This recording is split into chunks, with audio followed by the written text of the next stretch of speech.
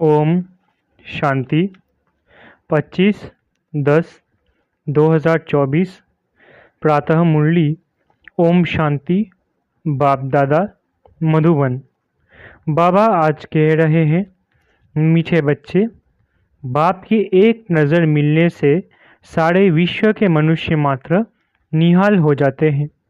इसलिए कहा जाता है नज़र से निहाल। मीठे बच्चे, बाप की एक नज़र मिलने से सारे विश्व के मनुष्य मात्र निहाल हो जाते हैं। इसलिए कहा जाता है नज़र से निहाल। प्रश्न: तुम बच्चों के दिल में खुशी के नगाड़े बजने चाहिए, क्यों? उत्तर: क्योंकि तुम जानते हो बाबा आया है सबको साथ ले जाने।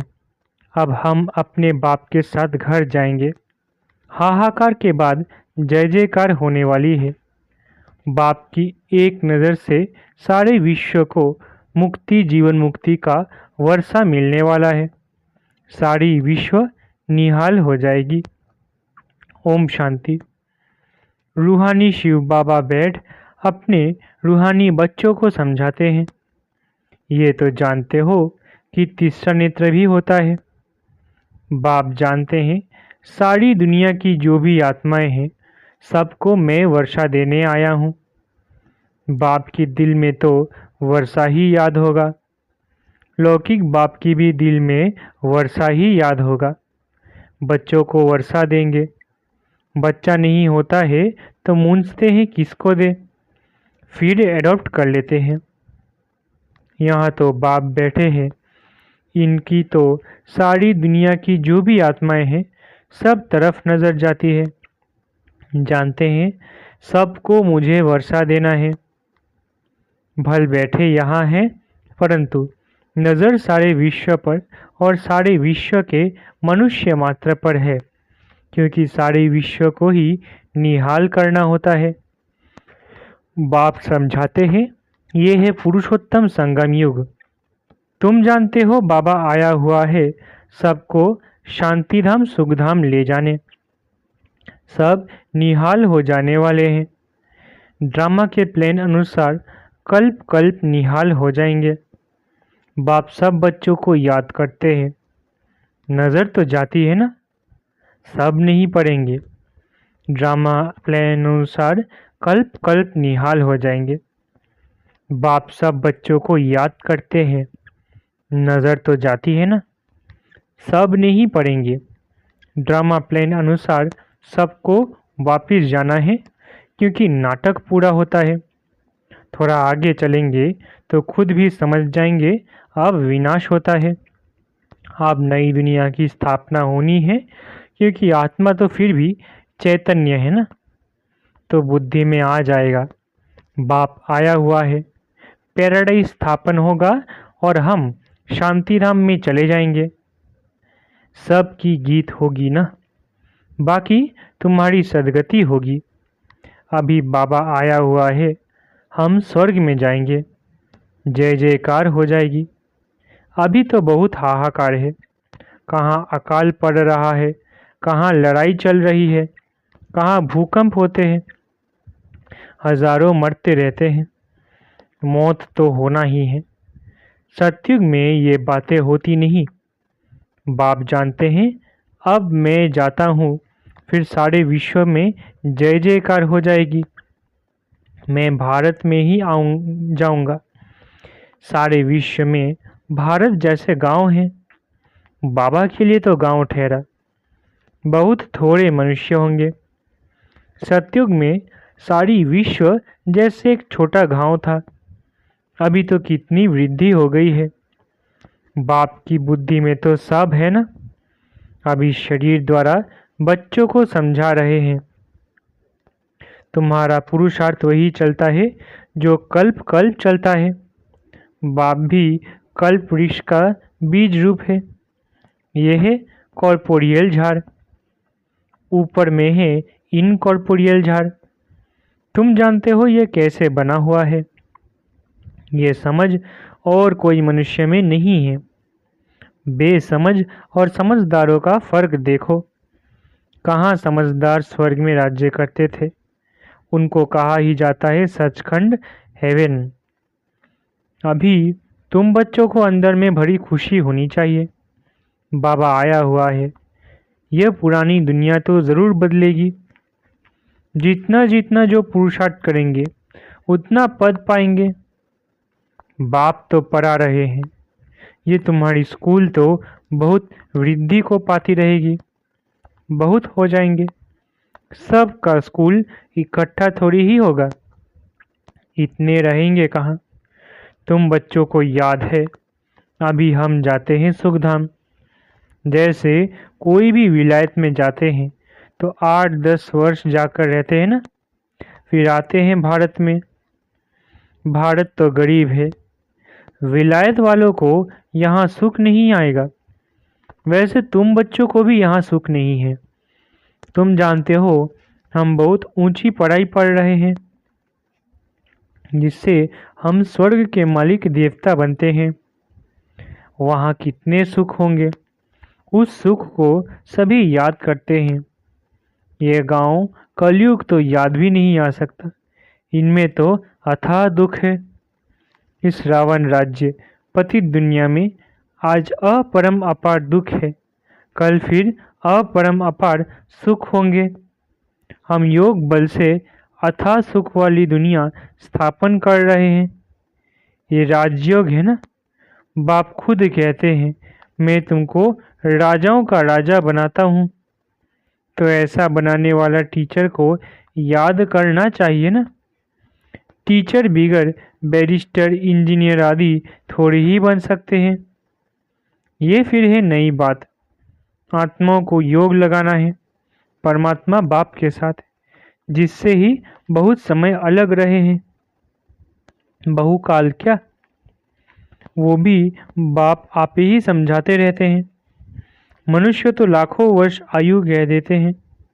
बाप कहते हैं नहीं, ये तो हर 5000 वर्ष बाद तुम जो पहले पहले बिछड़े हो वही आकर बाप से मिलते हो। तुमको ही पुरुषार्थ करना है। मीठे मीठे बच्चों को कोई तकलीफ नहीं देते हैं, सिर्फ कहते हैं अपने को आत्मा समझो। जीव आत्मा है ना। आत्मा अविनाशी है, जीव विनाशी है। आत्मा एक शरीर छोड़ दूसरा लेती है। आत्मा कभी पुरानी नहीं होती। वंडर है ना। पढ़ाने वाला भी वंडरफुल है, पढ़ाई भी वंडरफुल है। किसको भी याद नहीं, भूल जाती है। आगे जन्म में क्या पढ़ते थे, किसको याद है क्या? इस जन्म में तुम पढ़ते हो, रिजल्ट नई दुनिया में मिलती है। ये सिर्फ तुम बच्चों को पता है। ये याद रहना चाहिए। अभी यह पुरुषोत्तम संगम युग है। हम नई दुनिया में जाने वाले हैं। ये याद रहे तो भी तुमको बाप की याद रहेगी। याद के लिए बाप अनेक उपाय बताते हैं। बाप भी है, टीचर भी है, सद्गुरु भी है।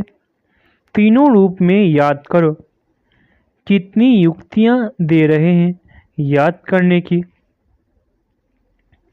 परंतु माया भुला देती है।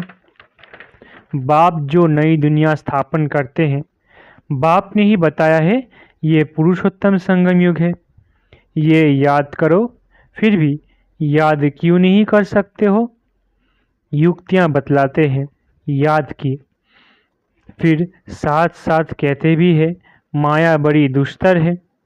घड़ी घड़ी तुमको भुलाएगी और देह अभिमानी बना देगी। इसलिए जितना हो सके याद करते रहो। उठते बैठते चलते फिरते देह के बदले अपने को देही समझो। ये है मेहनत। नॉलेज तो बहुत सहज है। सब बच्चे कहते हैं याद ठहरती नहीं। तुम बाप को याद करते हो, माया फिर अपनी तरफ खींच लेती है। इस पर ही यह खेल बना हुआ है। तुम भी समझते हो हमारा बुद्धि योग जो बाप के साथ और पढ़ाई की सब्जेक्ट में होना चाहिए वो नहीं है। भूल जाते हैं, परंतु तुम्हें भूलना नहीं चाहिए। वास्तव में इन चित्रों की भी दरकार नहीं है, परंतु पढ़ाने समय कुछ तो आगे चाहिए ना। कितने चित्र बनते रहते हैं। पांडव गवर्नमेंट के प्लान देखो कैसे हैं। उस गवर्नमेंट के भी प्लान हैं। तुम समझते हो नई दुनिया में सिर्फ भारत ही था, बहुत छोटा था। सारा भारत विश्व का मालिक था। एवरीथिंग न्यू होती है। दुनिया तो एक ही है, एक्टर्स भी वही है। चक्र फिरता जाता है। तुम गिनती करेंगे, इतने सेकंड, इतने घंटे, दिन, वर्ष पूरे हुए, फिर चक्र फिरता रहेगा। आज कल करते करते 5000 वर्ष पूरे हो गए हैं। सब सीन सीनरी खेल पाल होते आते हैं। कितना बड़ा बेहद का झाड़ है। झाड़ के पत्ते तो गिन नहीं सकते हैं। ये झाड़ है, इसका फाउंडेशन देवी देवता धर्म है। फिर यह 3 ट्यूब्स धर्म मुख्य निकले हुए हैं। बाकी झाड़ के पत्ते तो कितने ढेर है, कोई की ताकत नहीं जो गिनती कर सके। इस समय सब धर्म के झाड़ वृद्धि को पा चुके हैं। ये बेहद का बड़ा झाड़ है। ये सब धर्म फिर नहीं रहेंगे। अभी सारा झाड़ खड़ा है, बाकी फाउंडेशन है नहीं। बनियन ट्री का मिसाल बिल्कुल एक्यूरेट है। यह एक ही वंडरफुल झाड़ है। बाप ने दृष्टांत भी ड्रामा में ये रखा है समझाने के लिए। फाउंडेशन है नहीं तो ये समझ की बात है। बाप ने तुमको कितना समझदार बनाया है। अभी देवता धर्म का फाउंडेशन है नहीं, बाकी कुछ निशानियां हैं, आटे में नमक। प्राय ये निशानियां बाकी रही है, तो बच्चों की बुद्धि में ये सारा ज्ञान आना चाहिए। बाप की भी बुद्धि में नॉलेज है ना, तुमको भी सारा नॉलेज दे आप समान बना रहे हैं। बाप बीज रूप है और ये उल्टा झाड़ है। ये बड़ा बेहद का ड्रामा है। अभी तुम्हारी बुद्धि ऊपर चली गई है। तुमने बाप को और रचना को जान लिया है। भल शास्त्र में है, ऋषि मुनि कैसे जानेंगे। एक भी जानता हो तो परंपरा चले, दरकार की बात नहीं, जबकि सदगति हो जाती है। बीच में कोई भी वापस नहीं जा सकता। नाटक पूरा हो तब तक सब एक्टर्स यहाँ होते हैं। जब तक बाप यहाँ हैं, जब वहाँ बिल्कुल खाली हो जाएगा तब तो शिव बाबा की बारात जाएगी, पहले से तो नहीं जाकर बैठेगी। तो बाप सारी नॉलेज बैठ देते हैं। ये वर्ल्ड का चक्र कैसे रिपीट होता है। सतयुग, त्रेता, द्वापर, कलयुग, फिर संगम होता है। गायन है, परंतु संगम युग कब होता है ये किसको पता नहीं है। तुम बच्चे समझ गए हो, 4 युग है। यह है लीप युग। इनको मिडगेट कहा जाता है। श्री कृष्ण को भी मिडगेट कहा दिखाते हैं। तो ये है नॉलेज। नॉलेज को मोड़ तोड़कर भक्ति में क्या बना दिया है। ज्ञान का सारा सूत मूंझा हुआ है। उनको समझाने वाला तो एक ही बाप है। प्राचीन राजयोग सिखलाने लिए विलायत में जाते हैं। वो तो यह है ना, प्राचीन अर्थात पहला सहज राजयोग सिखलाने बाप आए हैं। कितना अटेंशन रहता है। तुम भी अटेंशन रखते हो कि स्वर्ग स्थापन हो जाए। आत्मा को याद तो आता है ना। बाप कहते हैं ये नॉलेज जो मैं अभी तुमको देता हूँ फिर मैं ही आकर दूंगा। यह नई दुनिया के लिए नया ज्ञान है। यह ज्ञान बुद्धि में रहने से खुशी बहुत होती है। बाकी थोड़ा टाइम है, अब चलना है। एक तरफ खुशी होती है, दूसरी तरफ फिर फील भी होती है। अरे ऐसा मीठा बाबा हम फिर कल्प बाद देखेंगे। बाप ही बच्चों को इतना सुख देते हैं ना। बाप आती ही है शांति धाम सुख धाम में ले जाने। तुम शांति धाम सुख धाम को याद करो तो बाप भी याद आएगा। इस दुख धाम को भूल जाओ। बेहद का बाप बेहद की बात सुनाते हैं। पुरानी दुनिया से तुम्हारा ममत्व निकलता जाएगा तो खुशी भी होगी। तुम रिटर्न में फिर सुखधाम में जाते हो, सतोप्रधान बनते जाएंगे। कल्प कल्प जो बने हैं वही बनेंगे और उनको ही खुशी होगी। फिर ये पुराना शरीर छोड़ देंगे, फिर नया शरीर लेकर सतोप्रधान दुनिया में आएंगे। यह नॉलेज खलास हो जाएगी। बातें तो बहुत सहज है। रात को सोते समय ऐसे ऐसे सिमरन करो तो भी खुशी रहेगी। हम यह बन रहे हैं। सारे दिन में हमने कोई शैतानी तो नहीं की। 5 विकारों से कोई विकार ने हमको सताया तो नहीं। लोभ तो नहीं आया। अपने ऊपर जांच रखनी है। अच्छा, मीठे मीठे सिखिलधे बच्चों प्रति माता पिता बाप दादा का याद प्यारा गुड मॉर्निंग। रूहानी बाप की रूहानी बच्चों को नमस्ते। हम रूहानी बच्चों की रूहानी माता पिता बाप दादा को याद प्यार गुड मॉर्निंग और नमस्ते नमस्ते नमस्ते। शुक्रिया बाबा। धारणा के लिए मुख्य सार। पहला, योग बल से अथाह सुखों वाली दुनिया स्थापन करनी है।